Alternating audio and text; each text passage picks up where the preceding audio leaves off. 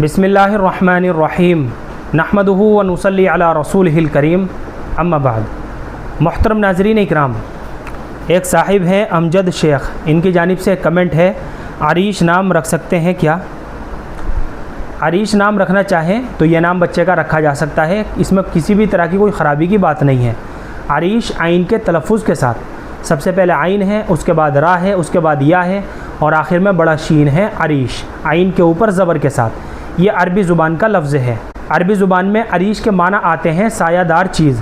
सायेदार चीज़ होती है ना, उसको अरबी ज़ुबान में अरीश कहते हैं। इसी तरीके से शामियाना, सायबान, छप्पर, ये सारे माना जो है ना, ये सब अरीश नाम के माना हैं। इसी तरीके से इसका एक माना और है जानवरों का बाड़ा। तो अगर इस नाम के मानी के ऊपर भी गौर करें तो बच्चे का नाम रखने के लिहाज से इसके माना भी काफ़ी अच्छे हैं, काफ़ी शानदार है। लिहाजा बिला डाउट और बिला तरद्दुद बच्चे का आरीश नाम रखने में किसी भी तरह की कोई ख़राबी की बात नहीं है, कोई हरज की बात नहीं है। बच्चे का आरीश नाम रखना जायज़ है। अलबत्ता बेहतर यह है कि लड़कों के नाम अंबिया इकराम, सहाबा इकराम या फिर बुज़ुर्गान दीन अल्लाह वाले जो गुज़रे हैं उम्मत के, उनके नामों में से बच्चों के नाम रखें ताकि उन नामों के असरात बच्चों की ज़िंदगी के ऊपर भी पड़े।